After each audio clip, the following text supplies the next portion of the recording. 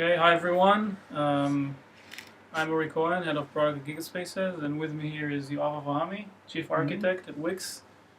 Um, Today we're going to discuss the various challenges that Wix has with regards to scalability, continuous deployment, and Yeah. hopefully from there we'll touch on a few other interesting topics.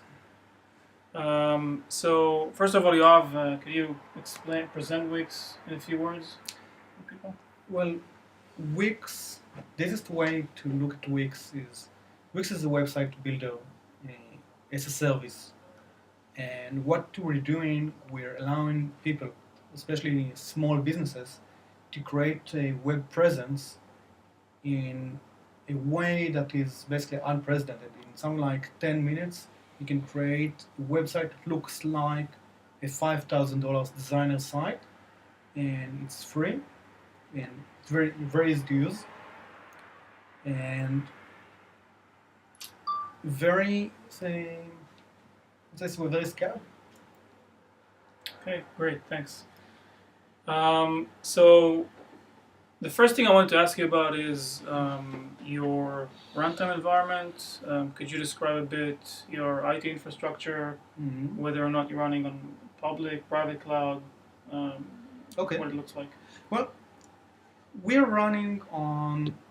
We basically rent boxes from one vendor in the US, another vendor in Amsterdam. We have currently, I think, 3 data centers, and we rent the boxes by month. We have something about, I would say, 200 different boxes at this point, 200 different instances. We went on that route because we can we can then define the exact infrastructure, the exact hardware that we're running on, and it proves important in some cases.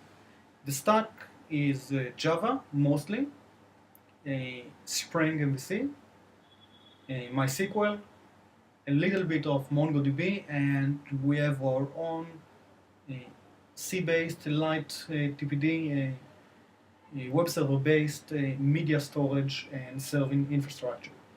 And of course, like every internet company, with CDNs. Okay, and you guys, so you talked a little bit about renting your own servers. How would you compare that with the public cloud infrastructure? I mean, most people would say now that maybe it's not flexible enough, or what happens if you guys need to increase capacity suddenly? How does that work? Well, from our experience, the only time that we have that we need extra capacity is when there is an attack, denial of service attack. It happens when you have elections in Russia, for instance. But aside from that, the amount of bandwidth or the amount of power that we need to serve our sites is quite constant. We have a ratio of to take just 1 to 3 between the low and high traffic, which is not too much. All of our public is actually served by 5 instances, where one of them is actually there just for testing and redundancy and stuff. So we don't really have a load problem. And with this number, we don't need any flexibility or anything like raise new instances or take down instances, stuff like that. We don't need it. Okay, so essentially you're over provisioning at a ratio of about 1 to 3, and that should be enough. We're not even over provisioning. We know the number of hits between our low hour and high hour is the ratio is 1 to 3. Okay. And most of the load is taken by the CDN. So most of the traffic, we have something like 15, 16, 17 million websites at this point that we serve. Most of the traffics go to the CDN, doesn't go to our servers. The traffic that goes to our servers are just page views, just to create the dynamic HTML. And serving HTML is very easy, especially when we work in something like Java, which is performant. We think we serve at our top load, I don't know the exact number, but we serve at about 8 millisecond response time. And that's when we're doing rendering a page, going to some data services, and doing some processing there, and that's in top load. So 4 instances that we have. The CPU is mostly doesn't do anything. Uh, we're not touching any bandwidth limits. It's an easy task. Cool. Okay. And I know from our previous discussions that at one point in time you guys tried to looked into using a public cloud, Yeah. and eventually decided to not to do it. Could you elaborate on that a bit? Yeah, well, we looked at using the public cloud as a backup for media storage. Wix is currently over about 100 terabytes of media files, and most of those files are small files. We're talking about things like I think 10K average file size. Talk about a lot of files, and first thing, there's no solution out of the box to store that many small files and to be able to serve them over the internet. So we had to build a solution for ourselves. What we've built is a solution which is based on LightT. It's a very simple web server that is very efficient at serving files. Mm-hmm. We had a small mod on top of it that when the request gets to a file, we know to route the request to the right server that should actually have the file. And then today we have about 70 servers that store those files with, I think, 3 redundancy on them. And we know when a request arrives for a file, we know to route it to the right server, and if that server doesn't have the file, to route it to a peer that should have the file, and so on. And so that is our main storage. We tried doing the backup for those files on Amazon, S3. on S3. Okay. And we experienced a lot of problems. First of all, the price is, we need to store a large amount of files. The price point is not that good for Amazon compared to what we have. I think our solution is about 13 cents for a server, and those are the production servers that are actually serving the files, and it's not backup, it's main. And our backup currently is actually just by having another main in another site. Sure. So, and price point for Amazon is pretty much the same. We had issues with Amazon with the reliability, and that actually caused us to move away from them. We also had problems with reliability with other vendors, so I won't just blame Amazon, but when we're using our hardware on our tools and we control everything, we know how reliable we are. We know the problems that we have, we know the hardware, we know when we have failures, and we know how to deal with them. When you put a file in Amazon, in S3, and something goes wrong, and then they come and give you back a volume, says, okay, you should have your files there, but you should check. And you have a few hundreds of million files, small files there, you can't really check them. So it becomes a problem. Yeah. So you're saying actually, that maybe the cost for engineering for Amazon may be too big, or you need to go through a lot of effort just to make sure things are working the same way they would work on a premise that I would say you need to be very careful when talking about the cloud. If you're talking about your production, your main production servers, you can build a solution which is 100% on the cloud. Netflix are doing that. It's worse than them.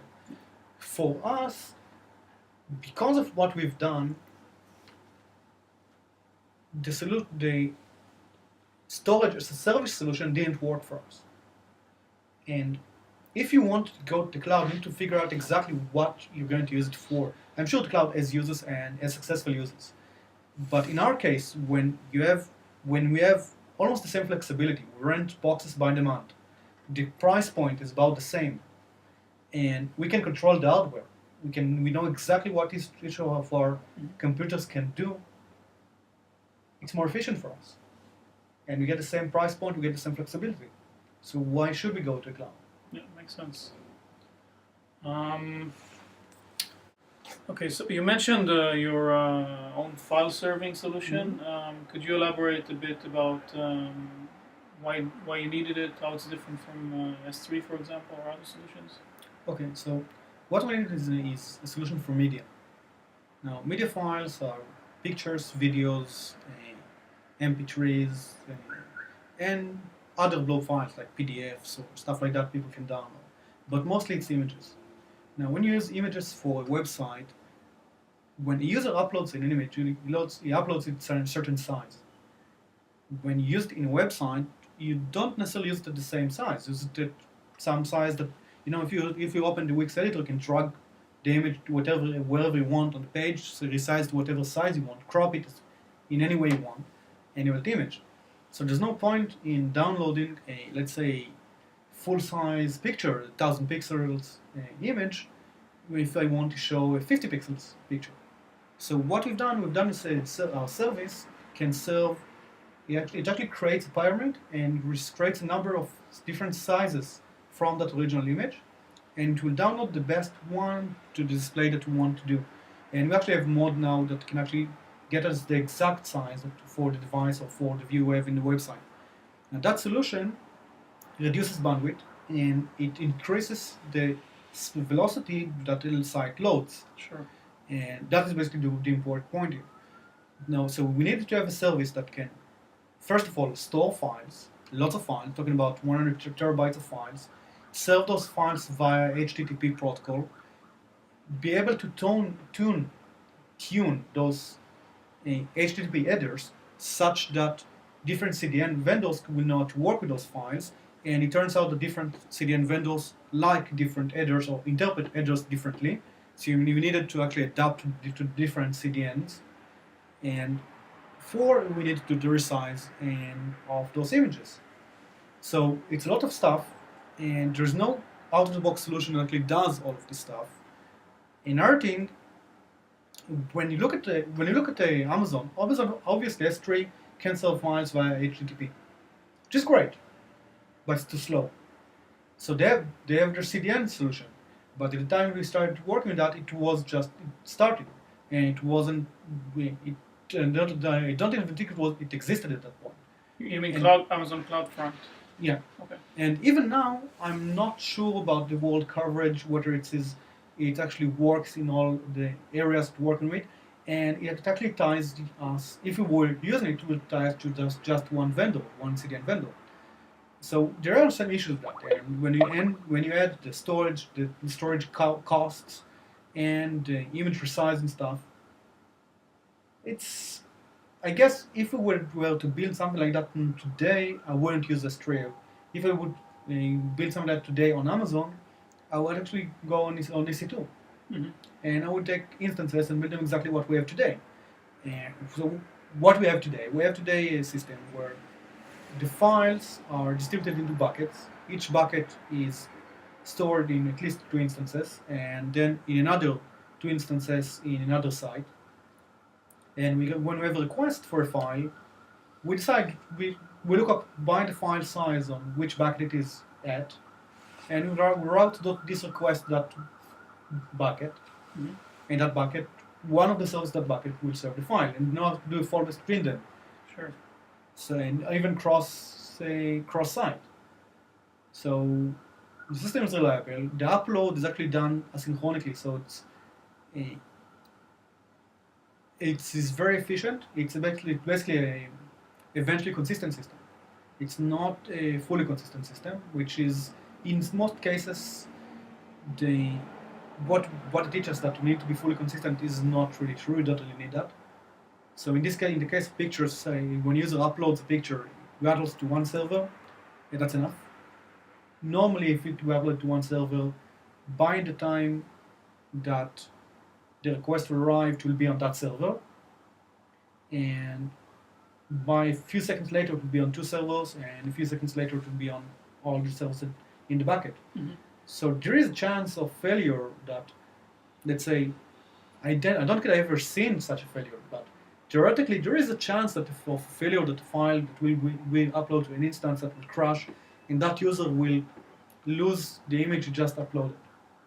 But then you just upload it again. Yeah. And it's internet. We're not really reliable in the internet. Nothing is really reliable in the internet. Failure in the upload can be caused by lots of other factors. And having said that, I've never seen that error happening in 2 weeks.